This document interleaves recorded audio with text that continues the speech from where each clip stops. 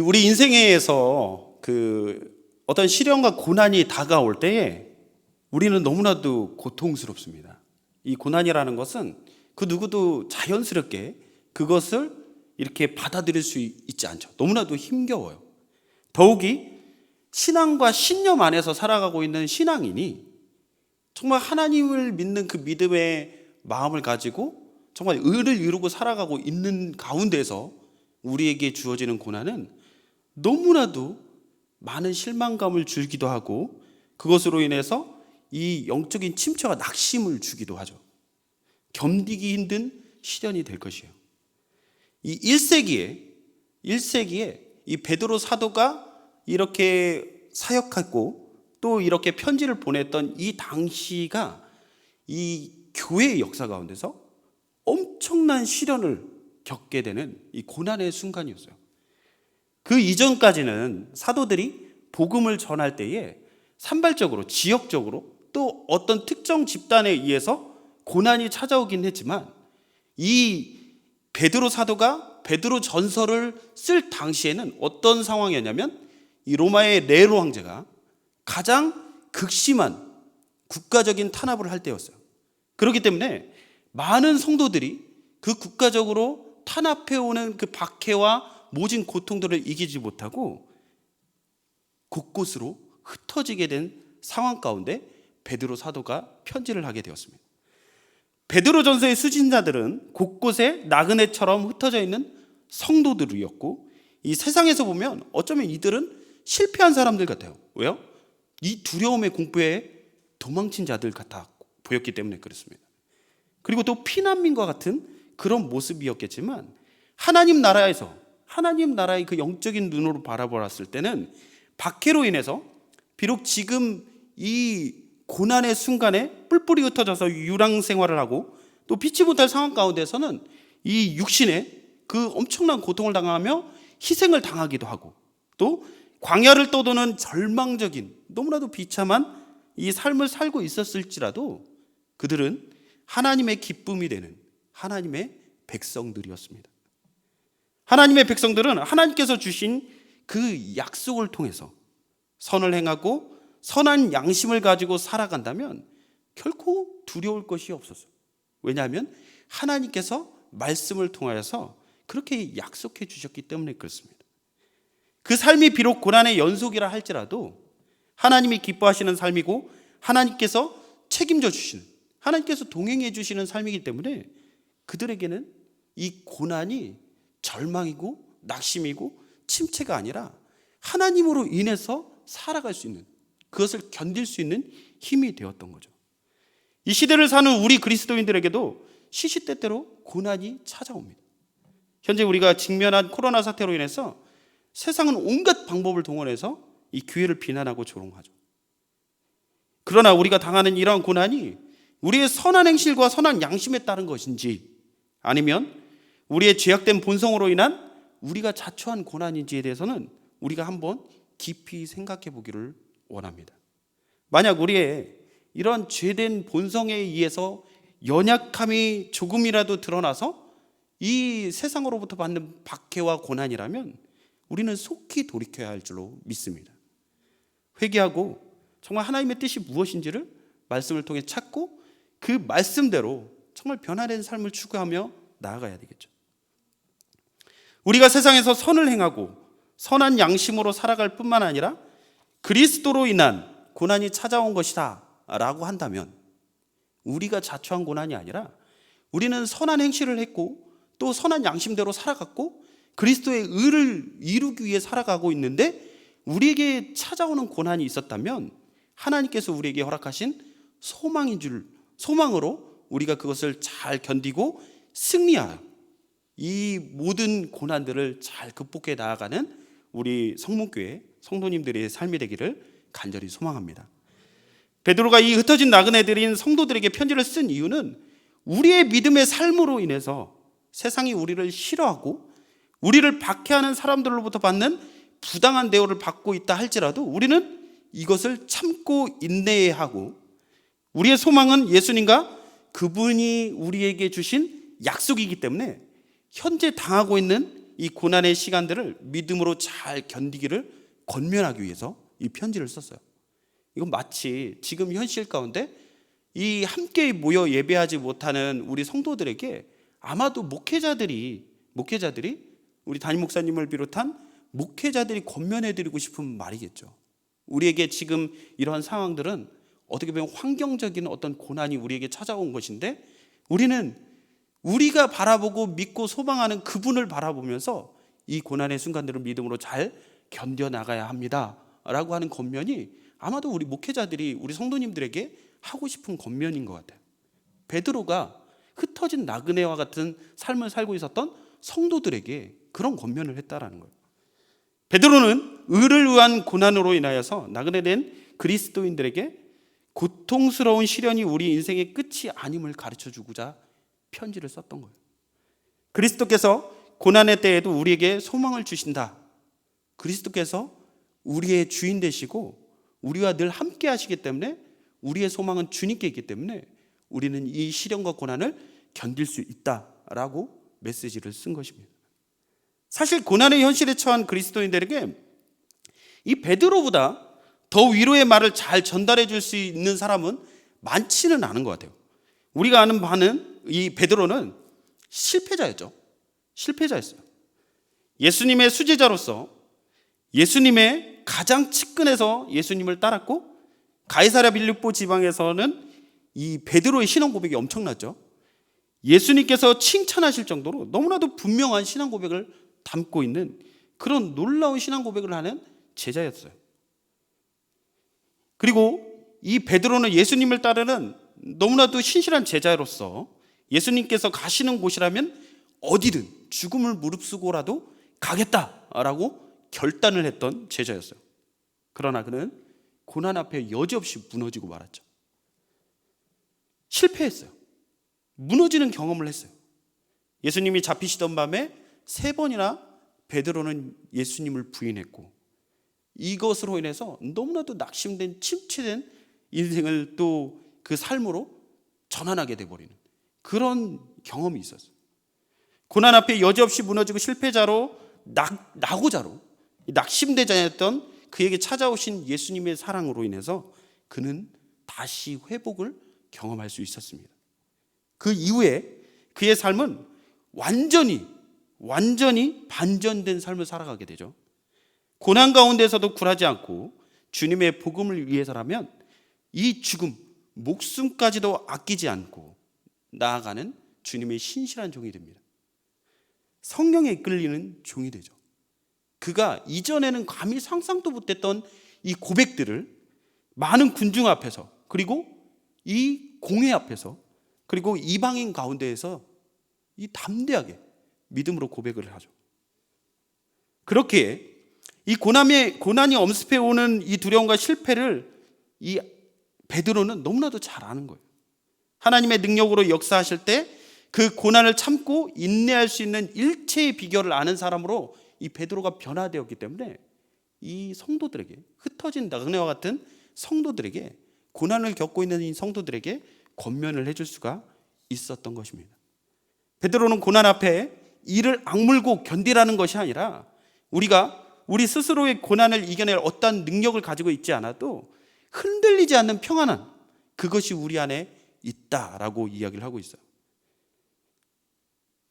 그것은 뭐냐면, 이 고난을 극복할 수 있는 방법을 이 베드로가 제시해주고 있는데, 뭐냐면 베드로는 박해의 불길에 상처있고 쫓겨난 성도들에게 편지를 쓰면서 이 세상적인 관점으로 보았을 때는 온갖 절망적인 이유를 다 가진 이 암울한 환경 속에서 그 흩어진 나그네인 삶들이 살아가고 있는데, 이 막연한 미래의 희망을 희망을 주려고 하는 말을 하기보다는 또 위로를 하려고 하는 게 아니라 이 고난에 동참하고 그 고난에 처한 성도들의 마음에 공감해 주면서 조심스럽게 그들의 영적인 안목을 전환을 시켜주고 있어요.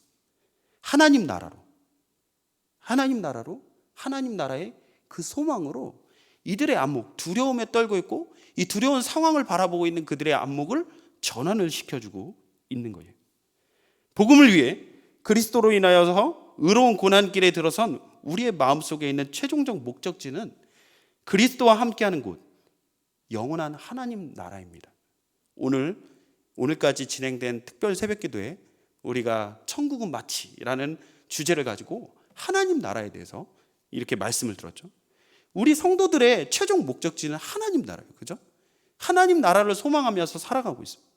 그렇기 때문에 현재의 고난으로 인해서 피난민과 같은, 나그네와 같은 이 삶을 살아가야 할지라도 그리스도로 인한, 그리스도 때문에 받게 된, 그리스도 때문에 얻게 된 이 소망을 근거로 선한 삶을 살아가야 하는 것이 영원한 하나님 나라를 바라보고 살아가는 성도들의 삶의 모습이에요.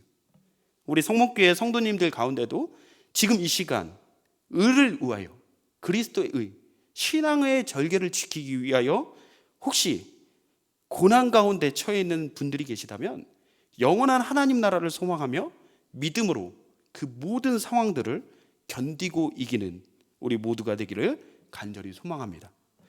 하나님께서 우리의 마음을 공감해 주시고 우리의 고난에 함께 동참해 주시면서 그 멍에와 짐을 함께 져주실 거예요.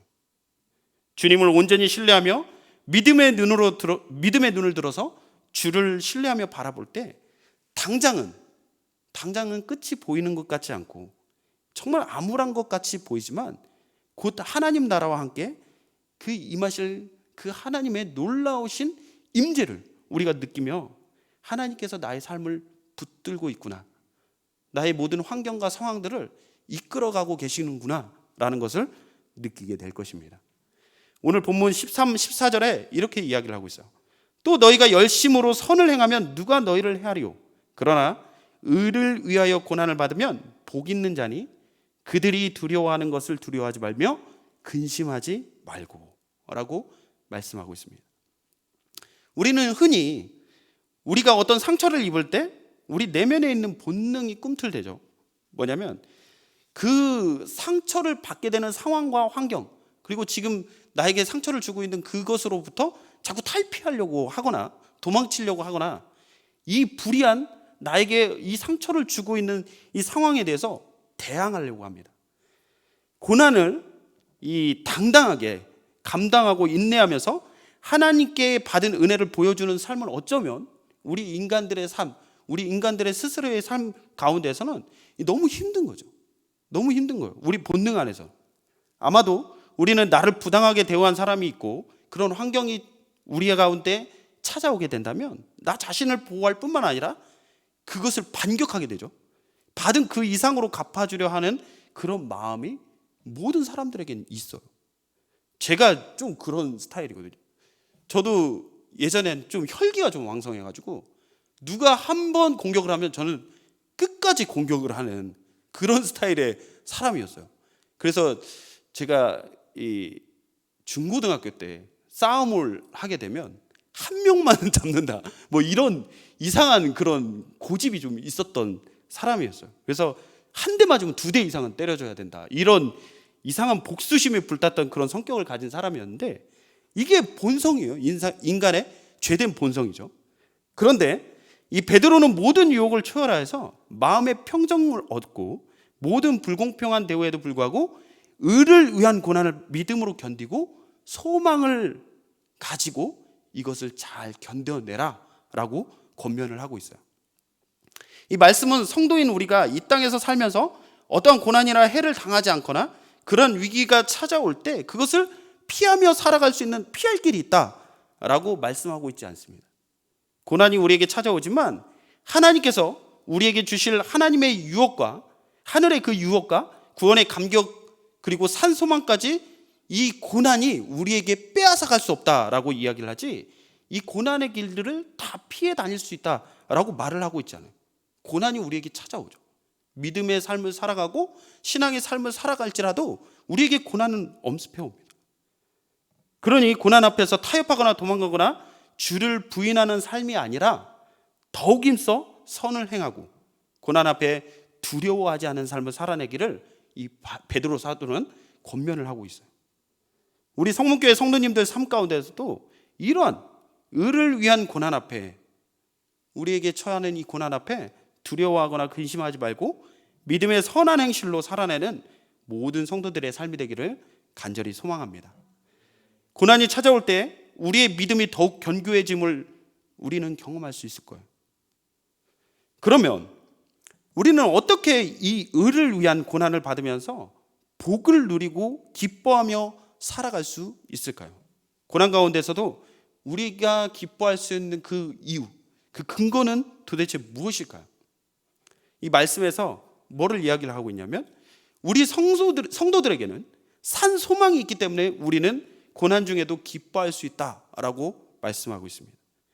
예수 그리스도 안에 있는 성도들은 그리스도가 우리의 모든 죄를 위하여 십자가를 지시고 우리를 대신하여 죽으심으로 우리 모든 죄를 속량, 즉 우리의 죄값을 다 치러 주셨기 때문에 완전히 죽을 수밖에 없고 지옥에 갈 수밖에 없는 우리가 그리스도의 공로로 인해서 이 그리스도의 십자가의 죽으심과 부활의 그 공로로 인해서 우리에게 이 영원한 소망, 영생의 기쁨을 살아갈 수 있다라는 것을 우리에게 말씀하고 있어요. 우리에게 약속해 주고 있다라는 거죠. 이것은 우리에게 산 소망이 됩니다. 영원한 하나님 나라에서 그리스도와 함께 이 영원한 그 축복을 누리고 살아갈 수 있다는 사실이 우리에겐 너무나도 큰 기쁨이 되죠. 오늘 새벽 기도 때 담임 목사님이 말씀을 하셨죠. 사람들은 자꾸만 왜 모든 사람들이 구원을 받지 않는 거에 대해서 억울해한다는 거예요. 그런데 우리가 어떤 상태였는지에 대해서 우리가 알게 된다면 선택받은 정말 우리가 구원의 은혜와 감격 속에서 살아가는 우리가 그거를 감사하고 감격할 것이지 그거에 대해서 왜 모든 사람들이 구원을 받지 못하냐라고 반문할 수 없다라고 말씀을 하셨는데 그런 거예요. 우리는 이 은혜, 하나님께서 다 죽을 수밖에 없고 지옥에 갈 수밖에 없는 인생들을 구원해 주셔서 그 영원한 하나님 나라의 하나님과 주 예수 그리스도와 함께 영원한 삶을 살게 되었다라는 것이 우리에게 주어진 산 소망이다라는 것이에요. 그렇기 때문에 어떤 고난과 역경이 우리에게 닥쳐올지라도 이 확실한 믿음이 있으면, 이거에 대한 확실한 분명한 소망이 있다면 우리는 그 고난을 이겨낼 수 있다라고 이야기를 하고 있는 겁니다. 그리고 우리에게 약속된 영원한 유업이 있기 때문에 고난 중에라도 우리는 기뻐할 수 있다라고 이야기를 하고 있어요. 베드로는 확신 있게 말하죠. 나그네 된 성도들에게 보장된 하나님 나라의 유업이 그리스도께서 약속해 주셨다라고 확신 있게 이야기를 합니다. 요한복음 14장 2절 3절에 보니까 예수님께서도 그렇게 확증을 해주셨어요. 2절 3절에 내 아버지 집에 거할 곳이 많도다. 그렇지 않으면 너희에게 일렀으리라. 내가 너희를 위하여 거처를 예비하러 가노니 가서 너희를 위하여 거처를 예비하면 내가 다시 와서 너희를 내게로 영접하여 나 있는 곳에 너희도 있게 하리라 라고 말씀하고 계십니다. 그리스도께서 그의 피로 우리를 사셨고 부활하신 주님이 우리의 거처인 하나님 나라의 유업을 준비하시겠다라고 약속을 해주셨기 때문에 우리는 그 약속을 믿고 그 하나님 나라의 유업을 믿고 이 고난 가운데서도 참고 인내할 수 있는 거죠. 하나님께서 우리를 보호해 주신다라는 또 확신이 있기 때문에 우리는 우리에게 처한 고난의 현실들을 감당해 나갈 수 있고 또 기뻐하며 견딜 수가 있어요. 핍박이 아무리 심해도 우리는 그 속에서 길을 잃지 않을 겁니다. 신앙의 길에서 이탈되지 않을 거예요. 왜냐하면 하나님께서 우리를 붙잡고 계시기 때문에 그렇습니다. 위로와 힘을 주시는 하나님의 손길이 우리를 붙들고 계시기 때문에 우리는 길을 잃지 않고 나아갈 수 있는 거예요. 그 영광스러운 그 예수 그리스도께서 열어주신 그 십자가의 길, 구원의 길을 우리는 정말 이 고난의 상황 가운데서도 길을 잃지 않고 나아갈 수가 있어요. 왜냐하면 하나님께서 우리를 붙들고 계시기 때문에 그렇습니다. 어떤 불행이 닥쳐와도 어떤 위협적인 상황이 다가와도 고통이 아무리 우리 가운데 깊게 우리의 마음을 힘들게 할지라도 재앙이 우리를 무섭게 위협한다 할지라도 우리는 온 우주 만물을 창조하시고 다스리시는 그 하나님의 구원의 손길 안에 있기 때문에 우리가 고난 가운데서도 기뻐할 수 있는 것입니다. 죽음이 우리를 위협할지라도 우리의 육신은 죽음으로 인해 무너지겠지만 육신은 무너질 수 있죠. 하나님은 우리의 영혼을 지켜주시고 마지막 때에 우리 주 예수 그리스도의 재림과 더불어 우리를 영원히 죽지 않은 영광스러운 몸으로 살리시겠다라는 그 하나님의 약속, 내가 너를 붙들고 있다라는 그 하나님의 약속이 우리에게 있기 때문에 우리는 어떤 고난과 역경이 다가와도 견디고 이길 수 있는, 하나님으로부터 오는 그 약속의 힘에 의해 의지하며 살아갈 수 있는 하나님의 백성들이에요. 하나님께서는 우리가 고난 가운데서 우리의 신앙을 성장시켜 주시기 때문에 우리는 어떤 고난 가운데 있을 때라도 기뻐할 수 있어요. 이런저런 시련이 찾아올 때 우리는 하나님을 신뢰하며 의지하게 되는데, 그때에 하나님은 능히 감당해낼 힘과 능력으로 우리의 모든 처해지는 그 고난을 다 극복하게 하시고 우리의 또 신앙 또한 성장하게 하시죠. 고난과 시련이 우리에게 닥쳐올 때 그 고통은 우리를 더욱 겸손하게 만들기 때문에 그렇습니다. 이 한계를 경험하면 어떻게 되냐면 겸손해져요. 이 죄로 인한 자신의 비참한 상황, 그리고 이 한계를 부딪혀 왔을 때에는 어떻게 되냐면 내 힘과 내 의지대로 할 수가 없구나, 그것을 인정하게 되면서 겸손하게 되죠. 우리가 주님을 바라보게 되는 거예요. 주님을 의지하게 합니다. 우리 자신에게 고정되어 있던 우리의 시선들을 하나님께로 돌리게 되죠. 우리의 이 고난으로 엄습해오는 이런 모든 상황 가운데서 우리의 신앙이 성장을 하기 때문에 우리는 고난 가운데서도 기뻐할 수 있고 그 고난을 능히 견뎌내며 또 그 신앙의 성장을 통하여서 예수님을 더욱더 바라보게 됩니다. 예수님을 제가 인격적으로 만나기 전에 이 의로 인한 고난에 대해서 이해하지 못했던 적이 있어요. 왜 하나님의 뜻대로 살아가는데 왜 성도들이 고난을 받아야 하는가? 이 교회를 이제 저희가 금산에 있는 지역에 우리 아버지가 사역을 했을 때 성전 건축을 하는데 진짜 돈이 없었거든요. 이 성전 건축을 하는데 인부들을 살 돈이 없고 또 인부들에게 숙소를 제공할 돈이 없었어요. 그래서 아주 먼 길을 아버지가 이제 일이 시작될 때도 같이 이제 모셔왔고 인부들을 또 데려다 줬습니다. 한참 일을 하고 이제 아버지도 같이 일을 했죠. 목사님으로서 같이 등짐을 지고 같이 이렇게 모래를 이렇게 퍼 나르면서 같이 일을 했는데 이제 인부들이 작업이 다 끝나서 집으로 가야 되는 거예요. 그래서 교회 차를 끌고 이제 인부들을 이제 집으로 모셔다 줬어요. 그러다가 돌아오다가 사고가 난 거죠. 엄청난 크게 사고가 났는데 기적적으로 하나님께서 지켜 보호해 주셨지만 제 연약한 눈으로는 그게 너무나도 못마땅한 거예요. 왜 하나님을 위한 이 헌신된, 너무나도 이 돈이 없어서, 재정이 없어서, 그럼에도 불구하고 이 모든 상황들을 극복하면서 열심히 일하고 있는데 왜 이런 고난이 찾아왔는가? 그것이 잊혀지기 얼마 되지 않아서 또 저희 어머니가 또 사고가 났는데 어떤 일이었냐면 이 IMF를 겪고 난 다음에 굉장히 많이 경제적으로 어려워졌잖아요. 그죠? 그리고 또 독거 어르신들이 굉장히 많이 늘어났어요. 그래서 교회에서 성전 건축이 끝난 다음에 할 수 있는 게 무엇인가를 생각을 하다가 저희 어머니가 이제 이 음식 반찬들을 만들어서 이 어르신들한테, 그 독거 어르신들, 혼자 살고 계신 그 오지 산간 마을에 살고 계시는 어르신들 집집마다 찾아다니면서 반찬과 밥을 이렇게 제공해 주셨거든요.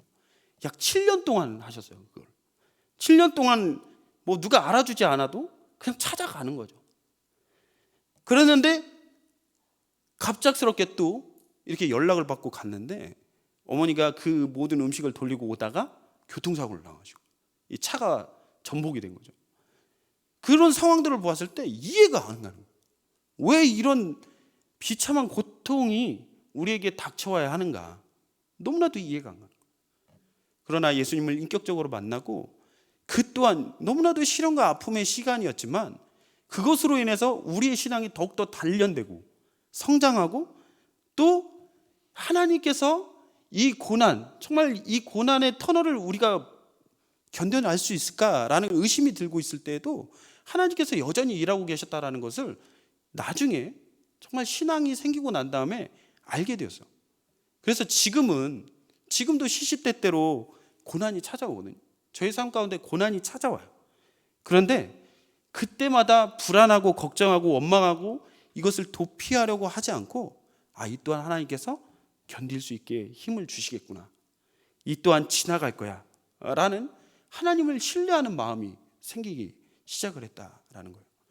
이런 고난들을 그 당시에는 이해하지 못했고 원망했던 그 고난의 시간들을 지나면서 이 마음 가운데 하나님께서 믿음을 심겨주셨고, 또 예수님을 인격적으로 만나고 나니까 더욱더 확신 있는 삶을 살게 되는 거죠. 금이 불 속에서 정련되고 단련되어서 더욱 순수한 금이 되듯이 우리에게 시련은 우리의 믿음의 순수성, 그 너무나도 그 아름다운 금의 그 본질을 나타내는 그런 시련은 우리에게 그런 역할을 하게 되는 거죠.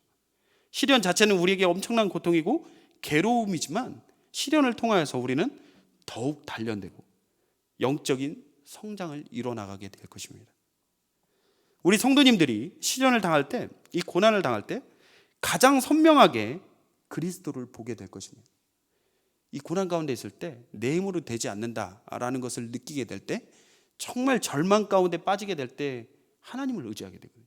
하나님을 찾게 되거든요. 그때 그리스도의 영광을 보게 될 것이에요. 세상 사람들과는 전혀 다른 방식이죠. 고난이 찾아올 때 더욱더 그것이 커지게 되면 세상의 사람들은 포기하게 돼요. 그것을 놔버리게 되는 거죠. 그 희망의 끈을 놔버려요. 그런데 이 그리스도인들은 고난 앞에 더욱더 단련되고 정련되고 더욱더 순수한 본질적인 신앙으로 나아가게 되면서 그리스도의 영광을 찾게 되고 보게 된다라는 거예요. 그리고 그분의 능력을 신뢰하면서 그 모든 고난과 시련을 극복할 수 있게 됩니다. 우리가 고난 가운데 기뻐할 수 있는 또 한 가지 이유는 구원이 우리에게 보장이 되어 있기 때문에 그렇습니다. 하나님은 우리가 고난 가운데 있을 때에 그분의 능력으로 우리를 피할 길을 허락해 주실 수도 있고 역경 속에서 구원해 주실 수 있는 능력이 분명히 있으신 분이에요. 그렇죠? 어떤 고난이 우리에게 찾아오고 환경이 우리를 힘들게 할 때에 하나님의 능력으로 그 모든 것들을 다 제거해 줄 수 있어요. 그러나 하나님은 고난을 우리에게 허락해요. 허락해 주셔요. 그 가운데에서 주시는 신뢰와 확신, 하나님에 대한 신뢰와 확신을 또한 우리에게 허락해 주십니다. 우리가 보장된 구원의 은혜 가운데 살아가고 있음을 확인시켜 주시는 거죠. 그렇기 때문에 우리의 현재 고난이 우리에게 앞으로 장차 우리에게 임할 그 영광과 이 좋게 비교할 수 없다라는 것을 믿고 이 고난을 기쁨으로 이겨낼 수 있는 것이 우리 성도들의 삶입니다. 이러한 의를 위한 고난이 복으로 누려지는 성도들에게 이렇게 베드로 사도가 이렇게 이야기를 하고 있어요. 15절에 너희 마음에 그리스도를 주로 삼아 거룩하게 하고 성도들 속에 있는 그 소망에 관한 이유를 묻는 자들에게 대답할 것을 항상 준비하되 온유와 두려움으로 하라라고 권면하고 있습니다. 그렇다면 그리스도를 주로 삼아 이 거룩한 삶을 사는 그 거룩함의 삶의 모습은 어떤 것일까요? 이 역사를 살펴보니까 이 신앙을 지키고 나름대로 거룩한 삶을 살기 위해서 노력했던 흔적들이 많이 나오더라고요. 거룩을 추구하고 정결한 삶을 살기 위해서 어떤 사람들은 세상을 등지고 굴이나 이런 어떤 은둔 생활, 수도원 생활을 하는 사람들이 있었죠. 예수님 당시에도 에센파, 또 쿰란 공동체와 같은 사람들은 세상과 이 등을 지고 본인들 간에 이렇게 거룩한 공동체 생활을 하고 자기들이 규칙을 정하고 이 안에서 경건 생활을 하려고 노력했던 사람들이 있었어요. 그리고 또 이 미국에는 아직도 그런 사람들이 있대요. 아미쉬라고 해가지고 이 사람들은 그 근대의 어떤 문물들을 받아들이지 않고 옛날에 그 재래식의 어떤 그 문물을 지금도 고수하면서 이런 어떤 종교적 색깔을 가지고 있는 사람들이 지금도 미국 곳곳에 있는 걸로 알고 있는데, 이처럼 이 거룩한 생활, 공동체 생활을 위해서 이 그들만의 사회를 건설하고 그들만의 공동체를 만들어 보자 하는 이 시도들도 있어요. 하나님 앞에 거룩하게 살기 위해서. 그러나 성경은 그렇게 이런 사람들의 방식대로 살아가라고 말을 하고 있지 않아요. 다르게 말을 하고 있어요. 세상을 등지고 우리만의 공동체를 만들어 구별되고 고립된 채로 살아가는 것이 거룩을 추구하는 삶이 아니라 세상 가운데 이 거룩한 삶을 살아내라 라고 말씀하고 있습니다.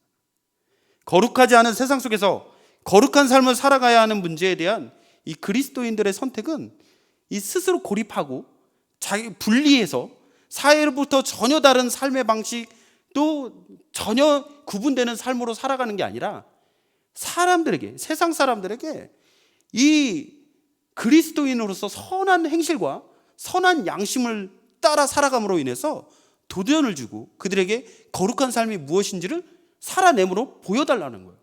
성경은 그렇게 이야기를 하고 있지, 구별돼서 교회 안에서 너희는 세상과 구분되고 세상이 교회에 들어올 수 없는 그런 엄청난 벽이 높은 그런 공간이 되라 라고 이야기를 하지 않고 이 세상 속으로 나아가서 거룩한 모습을 살아내라 라고 성경은 말을 하고 있다라는 거예요. 베드로는 그리스도인들이 하나님 앞에 거룩한 삶을 살고 두렵고 떨리는 마음을 가지고 행하기를 원했어요. 그는 또한 그리스도인들이 그리스도께 마음을 또 집중하기를 원했습니다. 우리의 주된 전쟁터는 이 세상 속에서 살아가는 삶의 현장일 수도 있겠지만 영적인 전쟁터가 있죠. 우리 마음이에요. 마음. 우리의 영적인 전쟁터가 이 마음이기 때문에 그리스도께 계속 초점을 맞춰야 돼요. 우리가 영적인 가치에 대해서 요즘 담임 목사님께서 설교를 많이 하시잖아요. 그렇게 초점을 맞추고 우리가 이 하나님이 우리에게 주시는 그 은혜를 사모하면서 나아가지 않는다면 우리의 마음은 언제 이 사단 마귀에게 빼앗길지 모르는 그런 연약한 존재들인 거죠. 우리의 원수 마귀는 날마다 우리의 마음을 노립니다. 우리 안에 우리가 소유한 소망 외에 다른 어떤 것에 집중하고 그것에 마음을 빼앗기게 하고 날마다 틈을 노려서 정말 우리의 마음이 주님께로 향하지 못하도록 자꾸만 방해하죠. 우리는 우리의 마음이 흔들리지 않기 위해서 날마다 주님을 향해 있고 주님과의 친밀한 교제, 영적인 가치들을 날마다 사모하면서 이 하나님 안에 붙어져 있어야 하지만 우리의 마음을 지키고 하나님의 그 인도와 보호하심 그리고 우리에게 주시는 그 확신 속에서 살아갈 수 있을 줄로 믿습니다. 제가 자전거를 최근에 너무 좋아해가지고 굉장히 올 한 해는 제가 자전거라는 얘기를 굉장히 많이 하게 되는데 그런 거예요. 이 마음이 뭐를 담고 있느냐가 굉장히 중요하다는 거죠. 이 마음이 있는 곳에 눈이 향하더라고요. 눈이 가는 거예요. 이 시선이 가게 되는데 제가 이제 자전거를 굉장히 친구한테 좋은 자전거를 받아서 타고 있어요. 굉장히 좋은 자전거인데 이 자전거를 타고 있음에도 불구하고 욕심이라는 게 끝이 없어서 이 드림 자전거가 있어요. 꼭 저거는 한 번쯤은 타보고 싶다라고 꿈꾸는 자전거가 있어요. 근데 이제 한강이나 이런 아라뱃길 같은 데를 가보면은 알겠지만 이 자전거의 속도가 엄청나거든요. 그 좋은 자전거는 특별히 또 더 빠르게 달리죠. 그런 빠른 속도에 최적화되어 있는 자전거들이 있기 때문에 빨리 달린다라는 거예요. 이 신앙에 있어서 많이 놓치고 또 신앙에 있어서 많이 이런 허점을 보이는 저인데 이 마음의 중심이 거기에 가 있을 때 어떻게 되냐면 그 빨리 지나가는 순식간에 1초 안에 이렇게 마주치면서 지나가게 되는 그 순간에도 그 자전거가 보이더라고요. 그 순간을 찰나를 놓치지 않는 거죠. 그 마음의 중심에 자전거라는 게 그리고 갖고 싶다, 타고 싶다라는 그 열망이 엄청나니까 어떻게 되냐면 그 짧은 시간 불과 1초도 안 되는 시간이 지나가는 자전거가 그 형태와 그리고 또 어떤 그 바퀴를 달고 있고 또 어떤 모양을 갖고 있는지에 대해서 이게 너무나도 선명하게 보이는 거예요. 그러면서 오늘 말씀을 준비하면서 우리의 마음이 그렇구나. 우리가 신앙에서 조금 벗어나 있고 영적인 가치에서 벗어나 있게 되면 우리의 마음을 뺏기는 그런 것에 너무나도 몰두하게 되는구나 라는 사실을 알게 되었습니다. 베드로 사도는 이걸 경계하라고 하는 거죠. 베드로 사도는 우리가 비록 세상에서 매일 숱한 시련과 악한 유혹으로 인해서 무너지고 상처 입은 삶을 살고 있다 할지라도 현재 처한 이 상황 너머를 바라보게 하고 있어요. 이 성도들에게 권면을 할 때 너희가 처해 있는 이 고난의 현실 너머에 있는 것을 바라봐라 라고 권면을 하고 있어요. 베드로전서 2장 13절에 그렇게 이야기를 하고 있죠. 그러므로 너희 마음의 허리를 동이고 근신하여 예수 그리스도께서 나타나실 때에 너희에게 가져다 주실 은혜를 온전히 바랄지어다라고 권면을 하고 있어요. 예수님이 너희에게 가져다 주실 그 은혜를 온전히 바라보라. 지금의 현실에 처한 그 상황들, 그 가운데서 우리가 함몰되고 무너지는 삶이 아니라 예수님께서 너희에게 결국에 주실 그 은혜를 바라보라 라고 권면을 하고 있습니다. 그리스도를 주로 모신 사람들은 이 세상과 구별된 삶을 살면서 그리스도인만이 지닐 수 있는 소망의 근거를 말할 수 있고 보여줄 수 있어야 돼요. 선한 양심을 꺾지 않고 산 소망에 어울리는 삶을 살아가다 보면 이 세상이 지금 우리에게 많은 비난을 하잖아요. 그죠? 엄청난 비방을 하는데 우리가 이 선한 양심과 선한 행실로 정말 사소한 일이라도 그 양심에 따라서, 정말 그 질서에 따라서, 이 사회 정의에 따라서 행동하고 살아낸다면 세상의 비난은, 세상의 비방은 어느샌가 침묵하게 될 거예요. 그리고 엄청난 위협이죠. 우리 가운데 신앙을 지키는 거에 있어서도 엄청난 위협이 있어요. 예배만 드리는 모습만 보여도 세상 이제 사람들은 벌떼처럼 일어나가지고 막 신고하고 그러잖아요. 그죠? 이런 엄청난 위협들은 우리가 어떻게 살아가느냐의 모습을 통하여서 어떻게 되냐면 호응을 해주고 또 동의를 해주는 그런 능력 있는 너무나도 변화된 모습으로 바뀌게 될 것이다 라는 거예요. 그리스도인들이 정말 소망을 붙들고 살아가는 그 능력 있는 삶을, 소망의 삶을 세상 가운데 정의로 보여준다면 이렇게 바뀌게 될 것이다 라는 거예요. 그리스도인만이 지닐 수 있는 소망의 근거라고 하는 것은 뭐냐면 복음이겠죠. 복음. 소망의 근거가 뭐겠어요? 우리가 주 예수 그리스도와 영원히 하나님 나라에서 함께하게 될 것이다 라는 게 우리에게 소망이잖아요. 그것의 근거가 뭐예요? 복음이죠. 예수님의 인격과 사역이 우리에게 허락되었기 때문에 우리가 그 영원한 하나님 나라 천국을 누리게 된 거니까. 그 인격과 사역은 복음을 통해 드러났잖아요. 그죠? 이 복음을 말하는 거예요. 복음을 날마다 우리의 입술 가운데, 우리의 삶 가운데, 우리의 모든 행동과 삶의 모습 가운데서 실체로 보여줘야 되는 거예요. 복음을 입술로만 말하는 것이 아니라 단순히 그것이 어떤 강단에서 또 성도 간의 어떤 교제 안에서만 이야기되고 끝나는 것이 아니라 세상 가운데서 드러내고 증명되어야 되는 거예요. 복음으로 살아가고 있는 사람들의 모습이 어떠한가를 실체로 드러내야 된다라는 거예요. 복음으로 살아가는 사람들은 이 고난의 앞에서 좌절하고 절망하고 포기하지 않죠. 능력 있는 주님의 그 약속을 믿기 때문에 능력 있는 삶을 살아가게 됩니다. 복음을 삶으로 나타내 보여주는 것이 그리스도인들이 살아내야 할 삶의 모습이에요.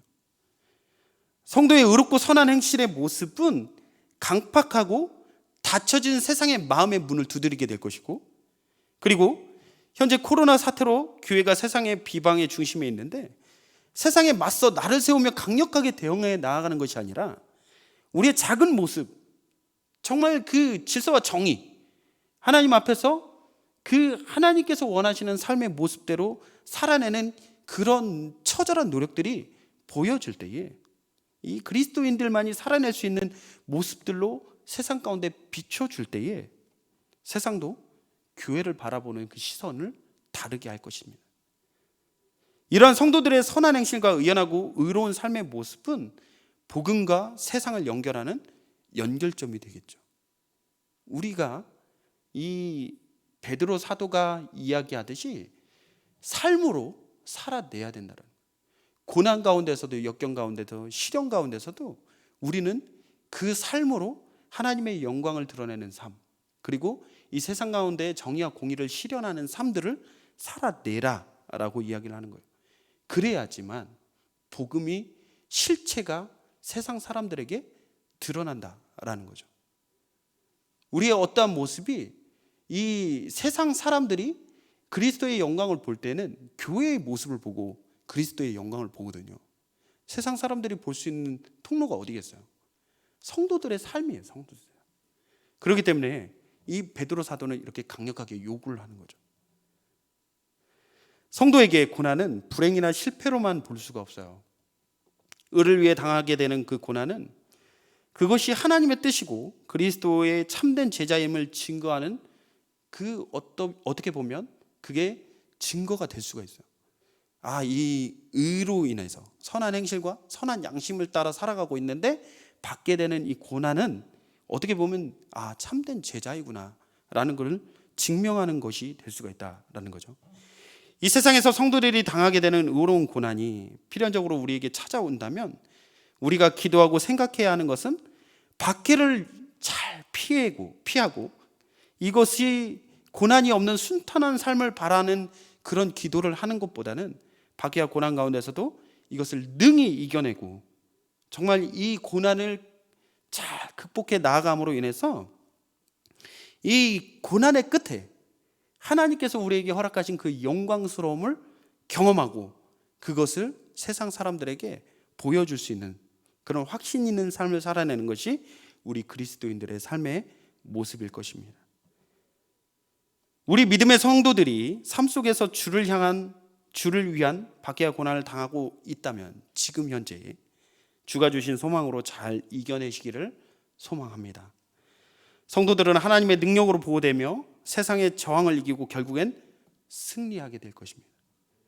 교회는 승리하게 될 거예요. 주께서 우리에게 주신 이 선물로 주신 복음의 능력으로 살아내기를 우리 모든 김포 성문교회 성도님들의 삶이 되기를 간절히 축복합니다.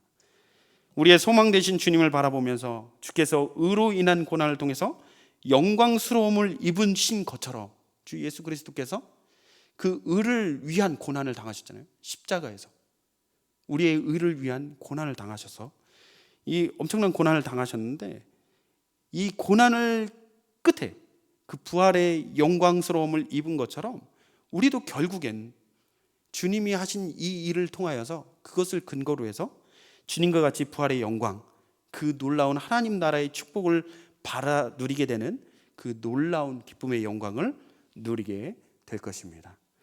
이것을 날마다 바라보며 현재의 고난을 믿음으로 잘 극복해 나아가는 우리 성문교회 모든 믿음의 성도들의 삶이 되기를 간절히 소망합니다. 시간 함께 주신 말씀을 기억하면서 찬양하며